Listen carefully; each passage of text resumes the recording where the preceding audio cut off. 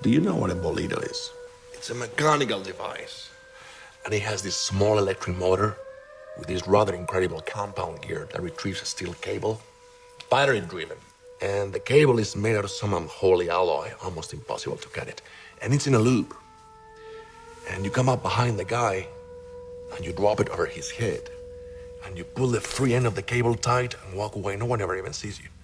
And pulling the cable activates the motor and the noose starts to tighten, and it continues to tighten until it goes to zero. Cuts the guy's head off. Yeah, well, he can. There's nothing he can do. No. Jesus.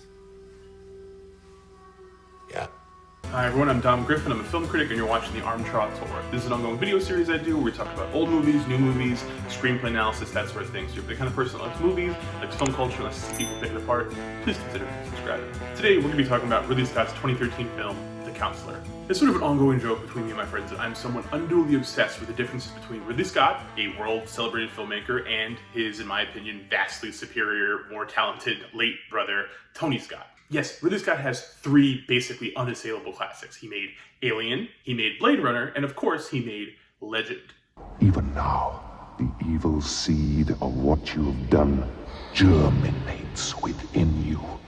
But he also made like Exodus, Gods and Kings, the first movie I was ever paid to review, and it is one of the most offensive studio pictures to be released in like years. But then you look at Tony Scott's filmography, and it is nothing but bangers. The easiest way to define the differences between the two filmmakers, to me anyway, comes from me referencing this excerpt from a Mike D'Angelo piece that ran in Esquire magazine back in 2006. It's an article that has stuck with me for the better part of 15 years. Now though, it seems to me that watching Ridley's films is like taking a chance in an unknown bistro. Could be sumptuous, could be inedible, whereas a Tony Scott flick is more akin to McDonald's. Trashily, comfortingly mediocre. Tony will never make a movie as astonishing as Alien or Blade Runner, or as timely and controversial as Thelma and Louise, but nor will he inflict upon us anything as painfully tepid as A Good Year, with its cozy homilies and its quaintly picturesque villas and its freeze-dried romance. I disagree with Mr. D'Angelo, as I and others often do, in that my estimation of Tony Scott is not that he is comfortingly mediocre, though I will co-sign his eye for trashiness. See, prestige, or at least the appearance of it, has always set the two Scott brothers apart. Ridley's filmography may have more inarguable classics, but the chasms between his high points are hit-or-miss troughs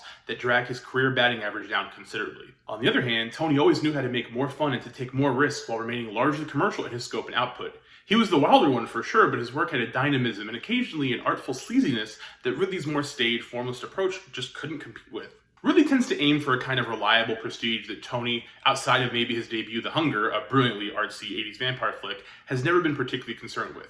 To me, he's been a guy who sticks to the loud, epic messiness of the mainstream, but does so with a style that is so artful and so unique that tons of people have tried to be Tony Scott for the last 30 years, and no one has ever come close. Except, really, that is. This one time. In 2013, Ridley Scott released The Counselor, a movie that was critically and commercially underwhelming and was, at the time, treated like a massive failure. But that failure is largely because of lofty expectations. This was, after all, the first and only original screenplay penned by novelist Cormac McCarthy, the man who gave us No Country for Old Men, and was to be shepherded to the big screen by one of the most celebrated working directors alive. Anything less than an obvious masterpiece would feel disappointing. Now, I first saw The Counselor when it came out, like maybe 6 months after its original release, and I didn't care about it at all. I thought it was okay, I thought it was watchable, I thought it had a cool cast, but like I didn't have any strong feelings about it, good or bad. I just didn't care about it whatsoever. But more recently, after watching the extended cut that has like an extra 20 minutes and is kind of arranged differently pacing-wise, and doing so after having rewatched the majority of Tony Scott's filmography, I look at it very differently, and I sort of think, and I might be wrong, but this is my feeling, this is my opinion, that The Counselor is actually the best movie Ridley Scott has made in at least 20-25 years. If you haven't seen it, The Counselor follows an unnamed litigator, played by Michael Fassbender, as he navigates a crooked business deal across the border from his Texas home to the cartels in Mexico. Everyone but the counselor, from his club-owning partner Reiner, a delightfully unhinged Javier Bardem, to his go-between West Ray, a solid turn from Brad Pitt, knows how potentially ruinous this venture is all but destined to be. This creates a stomach-churning sense of inevitability as the audience watches and waits for this smirking city slicker to realize how deep the shit is once he begins to whiff it well above waist height. Seriously, I don't know how anyone other than Michael Fassbender could be this good at turning self-satisfied obliviousness into nail-biting suspense. It's largely focused on the kind of extreme masculinity the crime thriller genre always seems to depict or skewer, but there's also a lot of great work with the film's two female leads. Penelope Cruz as the counselor's fiancée Laura, an optimistic and pious woman, and Cameron Diaz as Reiner's girl Malkina, a former call girl who has seen too much to be so naive. You think the world is strange? I meant yours. You may remember, if nothing else about this movie, the scene where Cameron Diaz fucks Javier Bardem's car. So she does this full split, and then she starts rubbing herself up and down on the glass. Then she leans down to see if I'm watching. Like, no, I'm sitting there reading my email. Yeah, so like you can kind of see why people didn't like it when it came out, right? Now, Hollywood has given us no shortage of cartel-based crime dramas, each with varying degrees of stylization, moral viewpoint, and political perspective. But the same quality that made The Counselor so hard to stomach for audiences at the time, its mixture of McCarthy's cowboy navel-gazing and Scott's insistence to play things both perfectly straight and absolutely absurd, makes it stand out from the filmmaker's storied and wildly inconsistent filmography. Now, Scott was in the midst of production on this film when his brother, Tony, committed suicide. When Tony passed, Ridley Scott paused production. When he returned, he had to shoot and edit the rest of this feature throughout that grieving process, ultimately dedicating the film to his brother's memory. It's difficult not to see the specter of that loss hang over The Counselor, but not to the detriment of the film. Watching The Counselor again, one cannot help but see shades of Tony's 1990 thriller Revenge, starring Kevin Costner, with its unique blend of gauche brutality and studio picture gloss.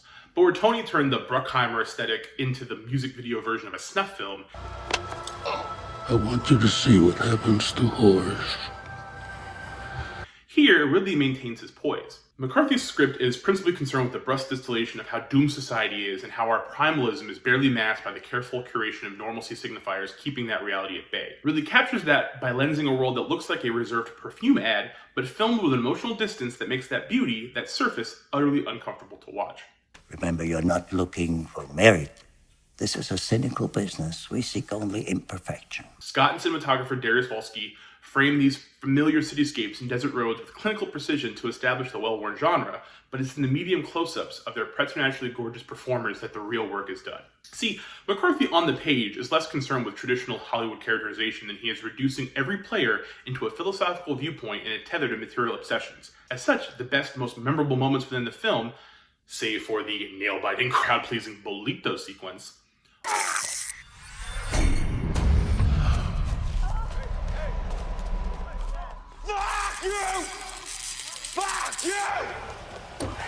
all exist as deliberate, occasionally awkward line readings.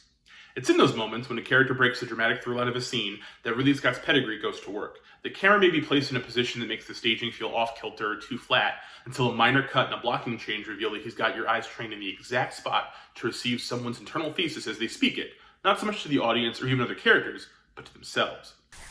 I don't think I miss things. I think to miss something is to hope that it will come back. But it's not coming back. I've always known that since I was a girl. The technique gives the quality of reading a chapter of a book only to have a character turn to you and open the inside of their mind, however briefly. And that's where so much of the film's dramatic power lies. In resisting the urge to show the audience the biblical violence at the core of the cartel's operation, Scott relies on supporting characters to discuss such atrocities casually in conversation, such that when events imply those atrocities to occur off-screen to characters we've gotten to know, the effect is damning. You ever seen a snuff film? No. You? Would you? I would not.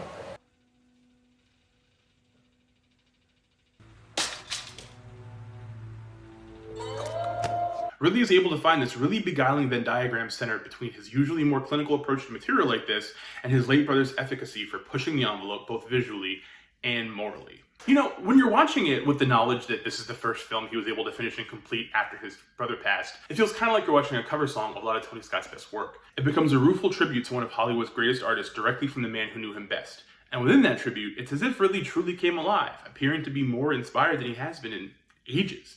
The Counselor's subversion is subtle, even when its plot is old hat and its themes are broad. It's a beautiful photograph, yet unnerving genre exercise, housing more impressive and affecting filmmaking than many of Ridley's more ambitious, better received, and more commercially viable works. It is, in my opinion, absolutely essential viewing.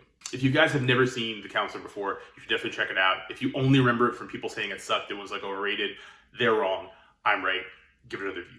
Thank you guys for watching this video. If you have any thoughts about The Counselor, as I'm sure anyone who has seen it does, please put them in the comments down below. If you like this video, give it a thumbs up. If you have not subscribed, please consider subscribing. If you have subscribed, hit the little bell icon so you get notifications when I put out new videos. Tomorrow, or sometime after you're seeing this, I will be putting out the beginning of a new theme series for the month of videos, so keep it locked here, check those out, and have a good day. Stay safe. I know the election's not over, but hopefully you guys are all being good to each other and not losing your minds.